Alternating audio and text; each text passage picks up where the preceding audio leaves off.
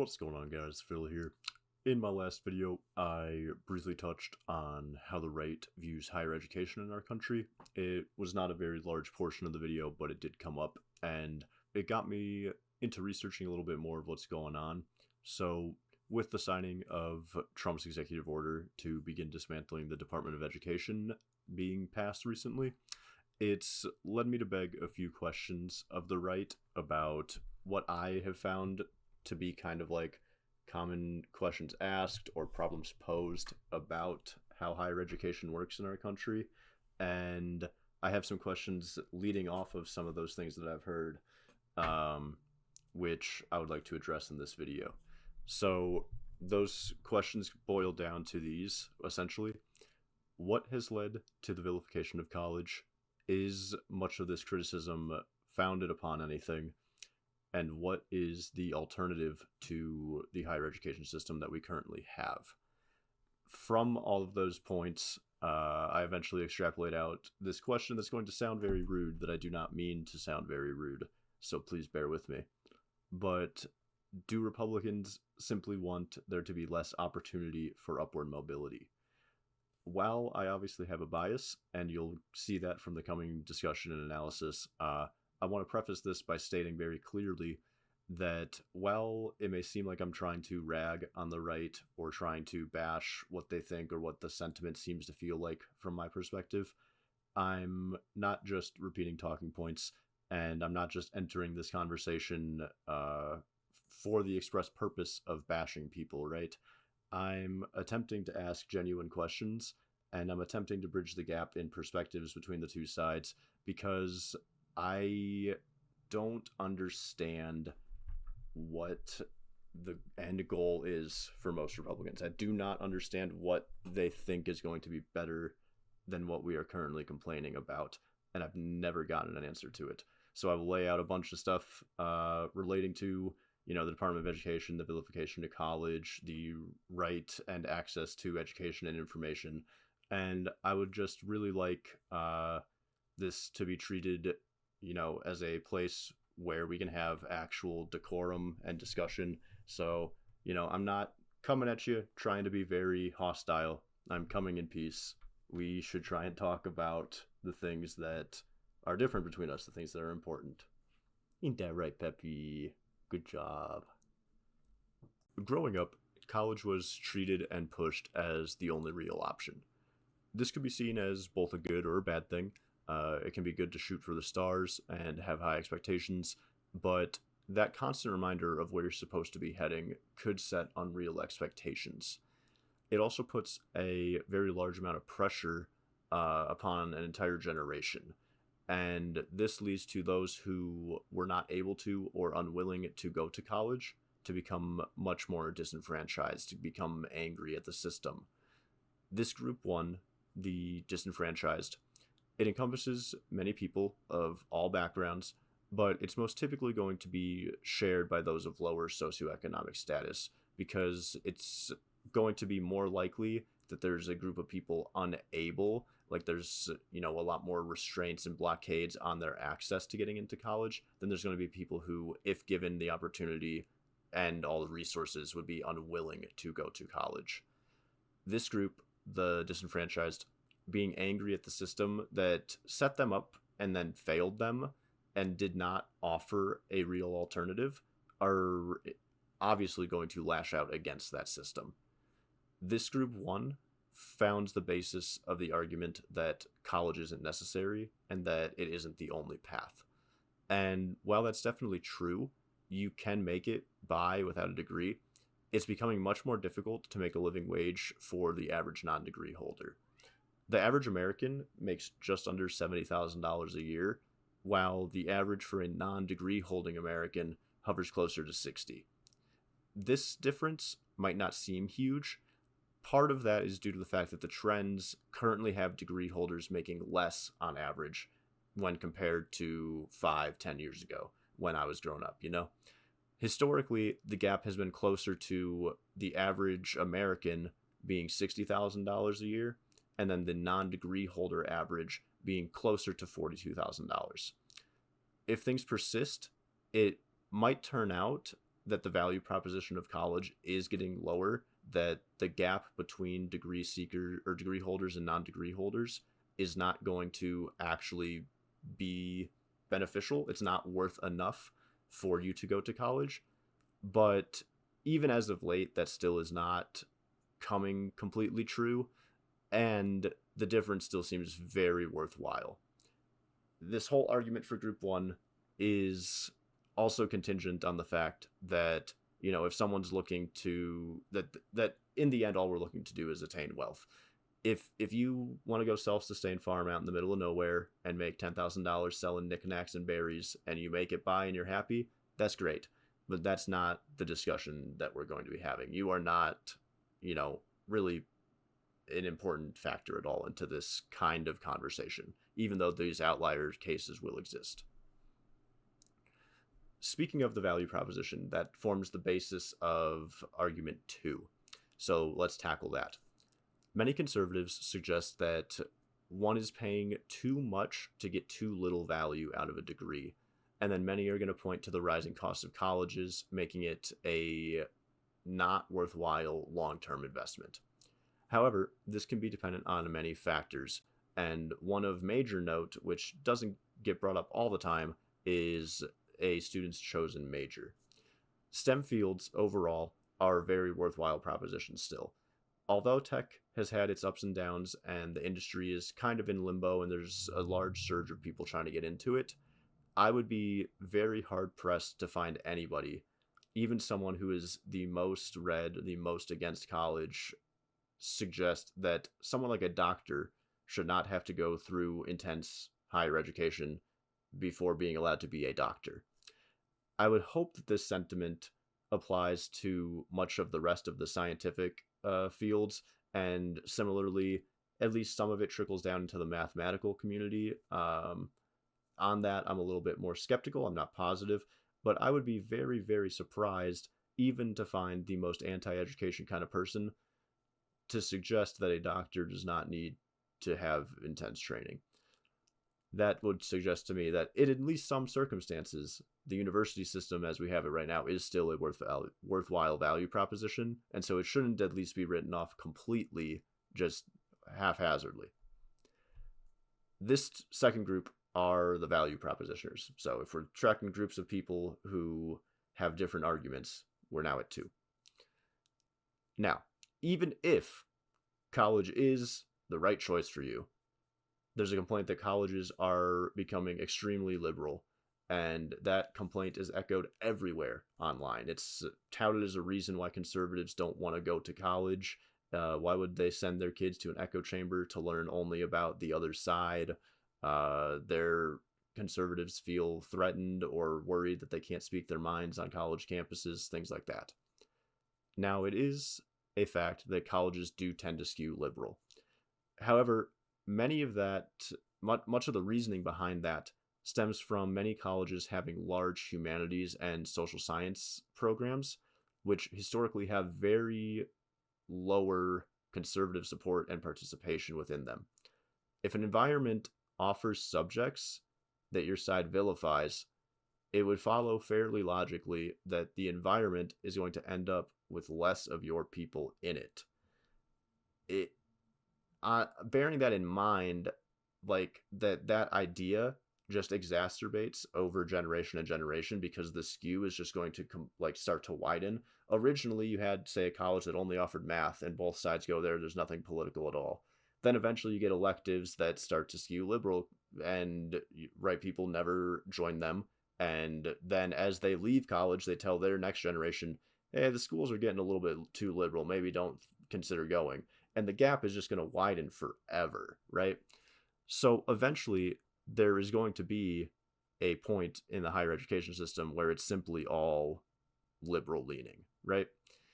While there may be some who would welcome that, it's not something that I would, and it is not something that I believe a lot of people, even as left-leaning, politically wise people, it is not a common sentiment that we don't want people from the right in our lives or around or to challenge our beliefs.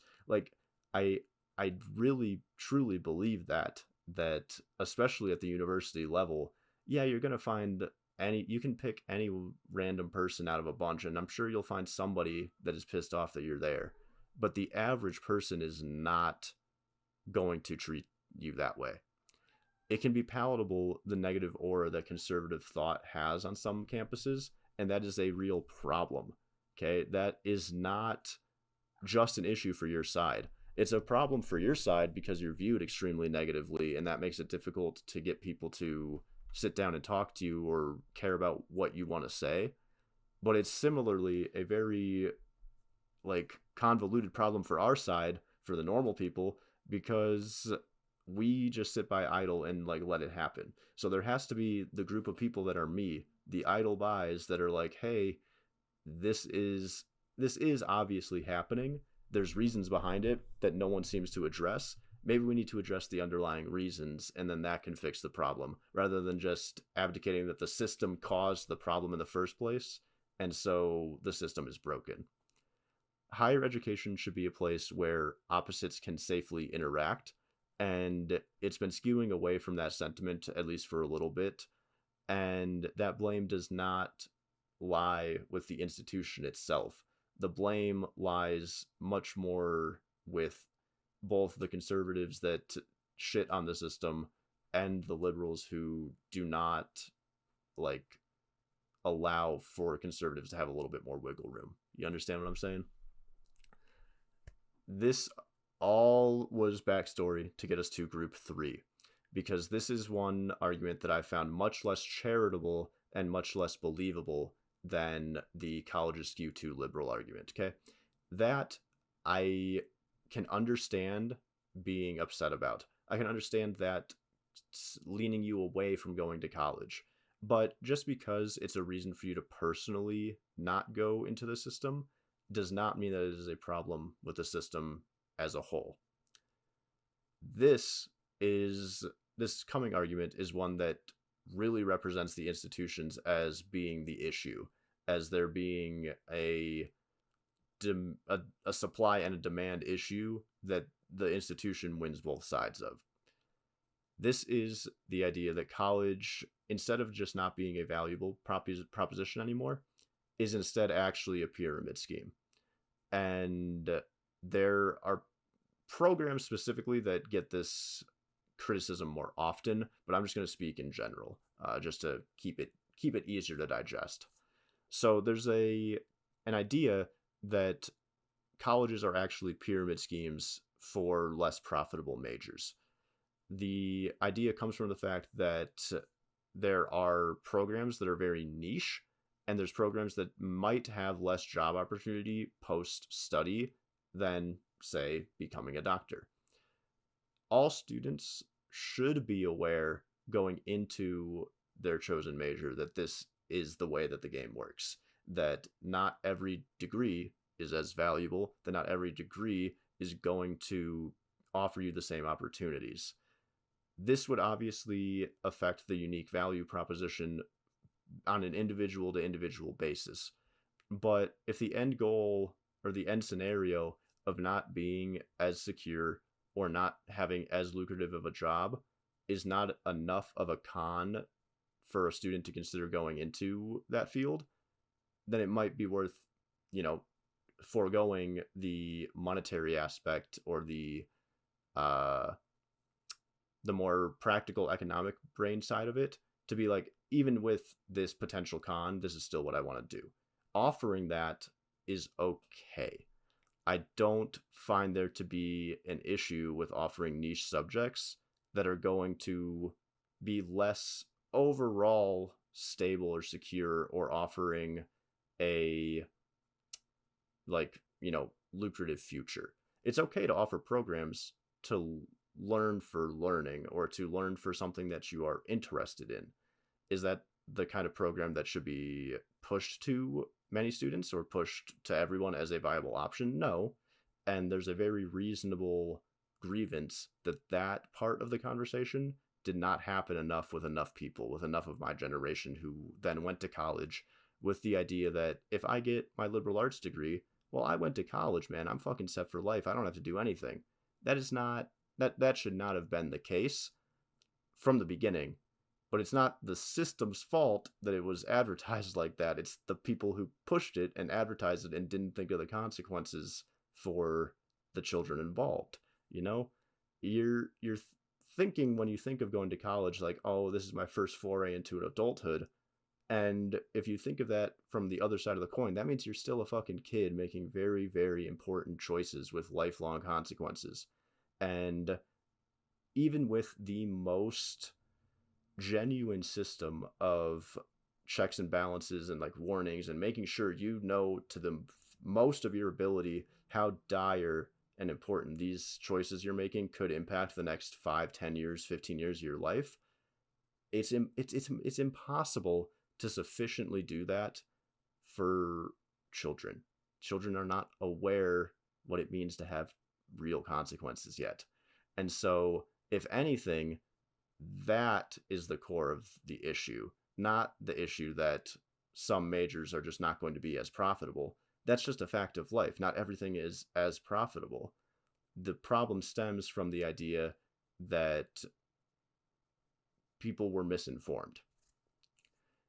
This brings into a smaller point that I had already mentioned a little, but we'll go into a little more depth.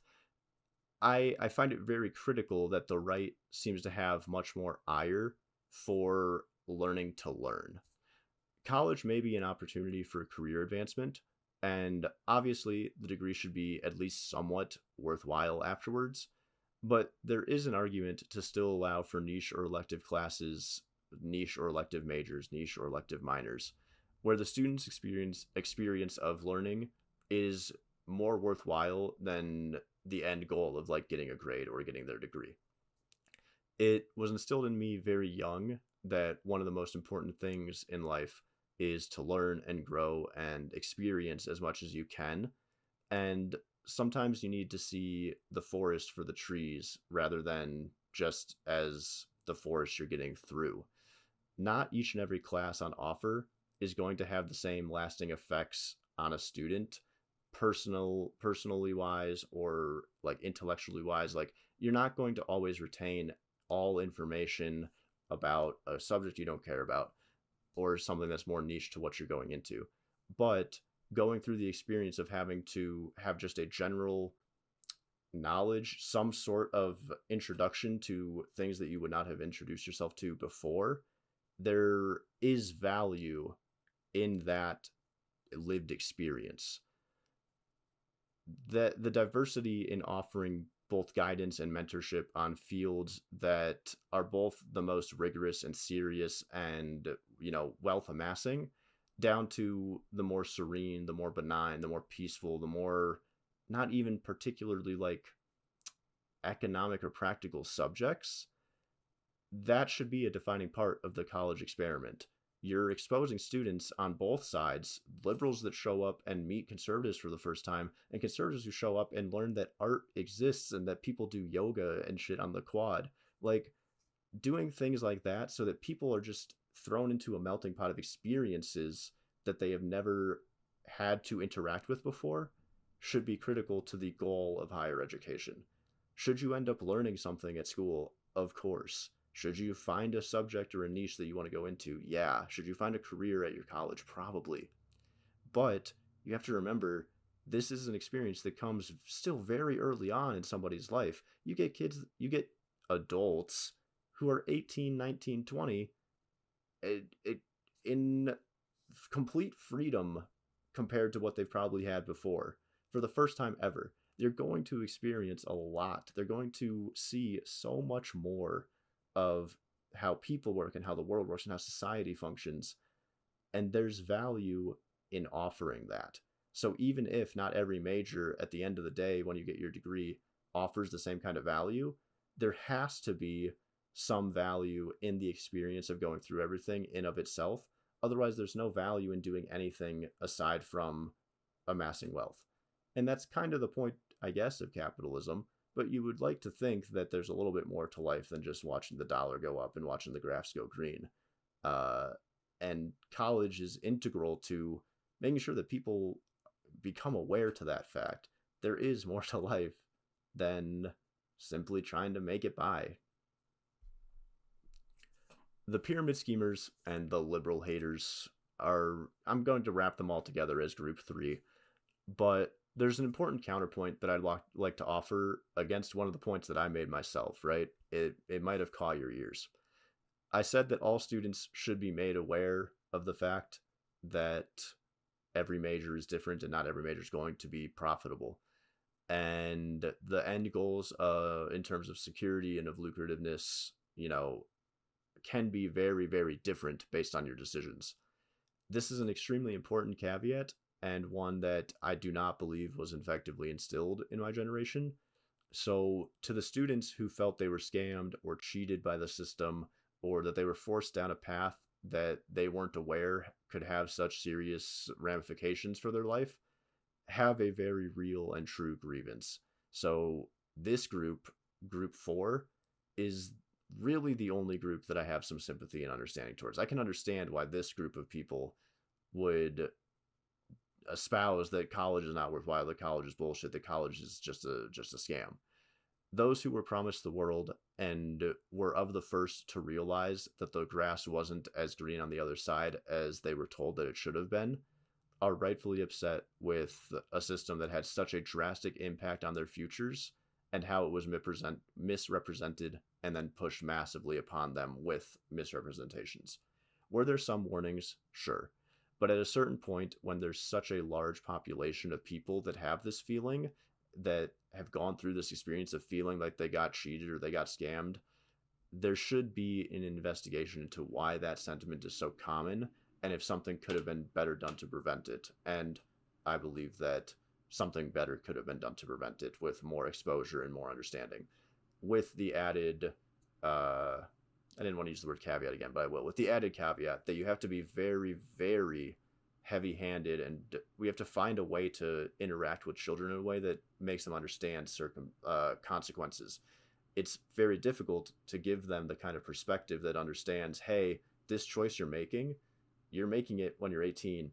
It's still going to affect you, at least in some form or way, no matter whether you make it through or don't make it through. When you're like 25, like that's very, very difficult to effectively ingrain in a child. But that's what we need to start doing. So, from all of that, that's a lot of the common arguments that I hear about the vilification of college. So, if the right is right, and universities are not doing what they're supposed to be doing, they are not the system that we need, I ask, what is the alternative system? In theory, it seems that Republicans don't really have a great answer, unless it gives a lot of credence to the pursuit of a system which perpetuates an owner and pawn scenario. Republicans are not typically calling for physical roadblocks for the underserved, they're claiming that they're saving their kids from years of debt for no tangible benefit, but by supposedly trying to save their kids from a scam, they rob them of so much opportunity that in some form, if not purely economically, would benefit them immensely. The alternative to higher education does not seem to exist in Republican circles. There's lots of discussion about changing the public education system in primary schools. There's a lot of talk about voucher systems for private schools and maybe doing religious organizations, things like that. But there is very little discussion as to an alternative to the university system. Is there an alternative to the university system? Can somebody please answer me? Because I do not understand what is supposed to replace it in your minds. If the answer is nothing is supposed to replace it, and that high school is the end, and then maybe you go into a trade or apprenticeships become the main form of doing things again, that begs the question for me: does the right simply want to hamper growth opportunities and upward mobility? The vilification of higher education will intrinsically hamper growth, and not just for the underprivileged, okay? It's going to affect everybody. Attacking institutions, which in part allow for the mobility to be possible, supports the concept that one is either born an owner or a pawn. And this mentality helps only the current ruling class. If this system can be drilled into the public without any opposition, then it only serves those who are already in power and not the average everyman American. Restricting education is never something done in the interest of the public, and the right advocating for less transparency and less exposure to conflicting opinions is extremely worrying. I've had liberals be very upset at conservatives. I've had liberals say crazy shit about how, you could suppress people or get rid of people off platforms or censor the other side. And yet, I very rarely see liberals advocating for there to be less transparency. I very it's just antithetical to the way that any system in America is set up to not have the right or the freedom to information, the freedom to education.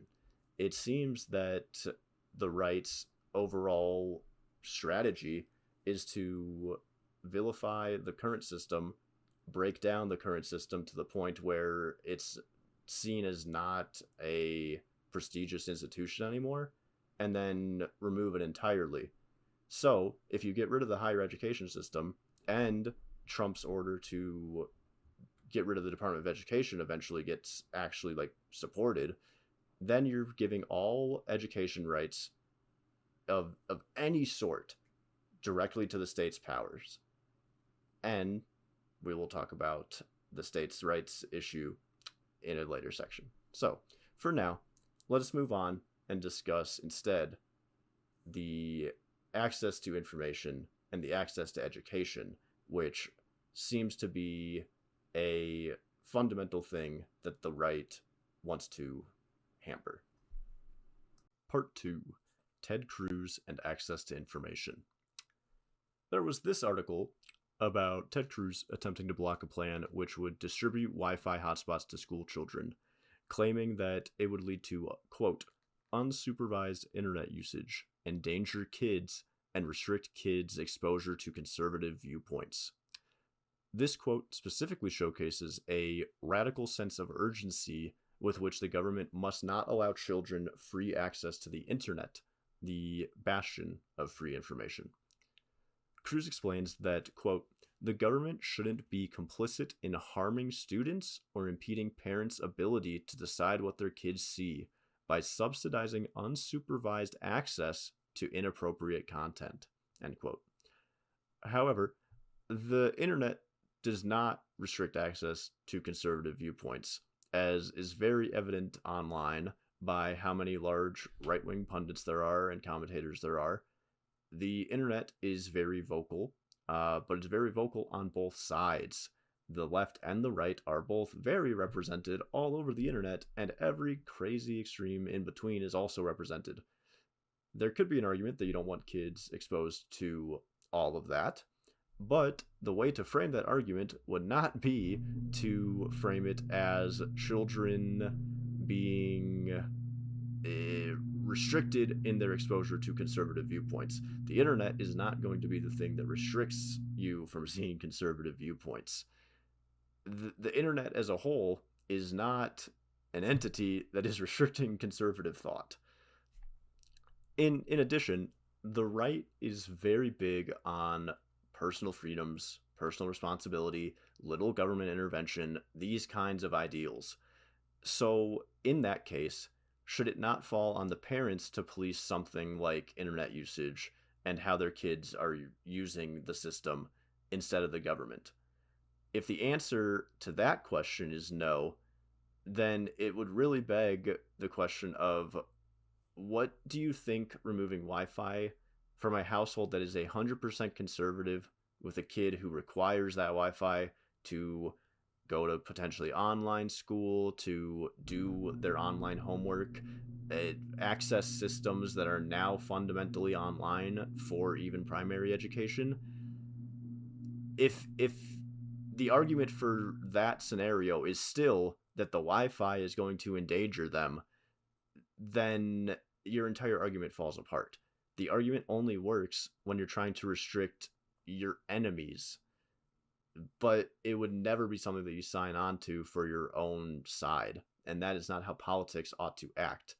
If if a fully conservative neighborhood was getting, their Wi-Fi slashed by Ted Cruz, I don't think that Ted Cruz would be slashing their Wi-Fi. I think the reason that he's slashing their Wi-Fi is because it gives them access to education, and there's a Republican belief that any education is liberal. Learning is not. Like, I I suppose learning is fairly liberal. You are called conservative for a reason, so you like the ways of the past, but you still have to grow and like learn the basics and stuff. Like, you need access to be able to function. If you At this point, you're restricting kids in primary and middle school levels. Like, you're gonna limit kids' ability to learn how to fucking read. I just don't understand. On top of all of the rhetoric of surrounding him talking about this bill, attacking the bill repeals already in place, like law and other bills from July of 2024, which were passed claiming to help children with little internet access be able to participate in online classes and access online educational portals to complete homework. This might sound reductive, but it seems like if the public isn't able to get access to information as simple as that, as benign, for as benign as of a reason as that, then it seems that Republicans would rather live in a world where there's minimal public anything. And all of their actions lead me to believe that they just would prefer the overall bar for society to be lower, so that those who are not the lowest can feel even more ahead of the average citizen. And they don't really see you as a citizen. I might want to use the word pawn. Part 3. Trump's executive order against the Department of Education. Trump recently signed an executive order meant to dismantle the Department of Education by year-end 2026. This is based on the idea that what is taught in schools should be left to each individual state. There are pros and there are cons to this approach, but as a whole, it reinforces the Republican ideals of having a smaller federal government. I am not, in theory, really all that opposed to the government not being in everything. Okay? I'm liberal, I'm left-leaning, I think. So yeah, I believe that the government should fund a lot of stuff, and that the government has the right to, tax us to do things that are in the public interest. But that doesn't mean that they have to be involved in every single sector. So could education be a sector where it doesn't really need to be involved? Let's go over some arguments. One of the main arguments over giving education control strictly to individual states is what I will dub the freedom to teach whatever argument. Okay? One of the pros of states being able to decide by by themselves what exactly curriculum is means that specialization can be used in, very useful ways in certain places. In these circumstances, specialized places would inherently have incentives to boost local infrastructure and promote community growth, rather than having a system like we currently have, where a lot of high schoolers graduate and then leave to go off to out-of-state colleges. If a state was able to set its curriculum to be very useful to industry directly in their state, then it follows that people would probably stay in their state and continue to bolster up the local economy, right? That is totally understandable. I like that idea. I'm okay with having, small town that keeps people around, small state that keeps people around. However, having no standards that from state to state makes it much more difficult for people to move and sufficiently show what they've been taught, if they've been taught, how they've been taught, things like that. Standards in the 50th worst state would be drastically different from the standards in the best education state. And that puts undue pressure on people to have to move to different places if they want to further their education and get more opportunity. This, again, has pros and cons. I can really understand. This whole argument, this section, can be summarized as, do you want your states more able to support local development at the expense of potential opportunity for some of its citizens?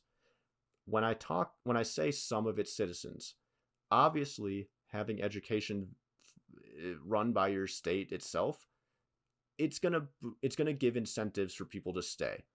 That makes it unduly more difficult for people who want to leave in lower socioeconomic status. If you're thinking of someone who, has plenty of money and can just willy-nilly move, that's great. The reality of the situation is most people are not able to readily upend their entire life and leave their job to go to a different state to pursue education for either themselves or their children. It's not feasible currently. With adding on to that, if public transport interstate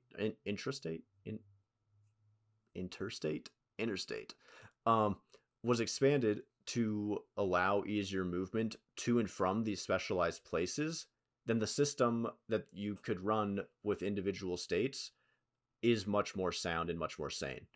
But currently, this would impose on a lot of people a system where they are born somewhere. If it's a specialized place, they are stuck being specialized. They have no choice. They do not get a say in that part of their agency of their life.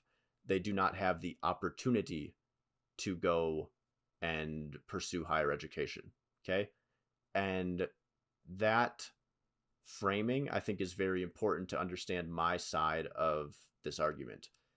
If someone is born in a place that has been specialized for 50 years, it is very unlikely that they are going to be given the opportunity to not continue that specialization. That should not be a normal system of impositions on a new person. There should be a lot of agency into what industry you go into, what you do with your life, what you want to do. Is it okay to be born and then raised in a system that is specialized? Yes. But at some point, there has to be a feasible out. If a peasant boy is born in the middle of nowhere, Wisconsin, his parents have been specialized on farming for 50 years, they grow him up teaching him how to farm, and he hits 25 and he's like, I don't want to farm, but they don't have enough money to move, they're fucked. They are stuck. They have to do what they've been born to do. They have to do their job. That's the kind of thing that, when you're not the one choosing your job, it's the kind of thing that makes you feel like a pawn. We won with poorly educated. I love the poorly educated. Giving the call to individual states also incentivizes a race to the bottom for states that spend the least amount of money on their education, which would ruin the futures of their people for shorter term gains. Nothing could stop a state from saying, we actually don't fund schools. Our education budget is zero. All that money goes to other stuff in our state. Figure it out. You guys can privately have schools. You can have religious institutions. You can do homeschooling. We don't care. We don't do anything. That proportionally hurts the poor and the working class radically differently than it would affect the well-off. And on a state-by-state basis, there's nothing that stops a state from doing this. The Department of Education and their standards is what stops people from doing this. The Department of Education also ensures that teachers are held to standards of educating in good faith, okay? If you have a state that runs all of its stuff and the state is racist, then it can run like racist schools and there's no stopping it. You could have a reintroduction of segregation and there's nothing to stop it. Dismantling the concept of educating in good faith for all students at all times that will go into any industry. You're teaching every kid as if they're the exact same, even when they're not. Dismantling that could very quickly lead us back to the times of Lyndon B. Johnson and segregation having just, been ended, and there's still Jim Crow, and there's still so much sentiment and racism in the country, that time period. And we could end up back in scenarios similar to when the National Guard was called in to protect black kids walking to school. Okay? We need to ensure, by having a federal system that regulates all of this, that scenario is never possible in a single state ever again. And you might think, because a lot of politics is very charged and very like decisive, like I'm right, you're wrong, or you might think that by calling back to LBJ and this example that I'm trying to sow racism and say that, like, if you give rights to the state and you give rights to the Republicans, then they're just going to fucking bring us back to, the 1800s. That's not what I'm saying. I don't think, hopefully, I have to say that. Hopefully we're not in a place where any state would do something like that. But the situation remains that the government is there to ensure that situation never happens again, or situations similar to it. Removing our safeguards from those kinds of situations is going to lead us down a very, very bad path. Okay? I don't have a great summarizing end to that argument, but you have to admit, you have to see that it's not going to be enough to leave it to the states on this. If there needs to be a higher authority that they have to answer to ensure that certain standards are met, to make sure that everyone actually has the opportunities they're supposed to have, no matter what race they are, how much they make, where they're born, things like that. Quickly pivoting a little bit before we end this segment, we mentioned that there's alternatives for primary schooling, where it seems the most common alternative is a use of a voucher system. I have not investigated the voucher system very heavily, so I'm not going to make a very large point about it. But it seems generally that critics of the system claim that it puts public money into private hands. You can call that a quote from some article. I don't know where I pulled that shit from. That idea resonates with me, but I'm asking truly whether it's common for Republicans to believe that public money even exists. Okay? It seems more and more frequently that the answer is no. And if that's true, then that's a big bridge in understanding for us to try to know how to talk to each other and work through problems.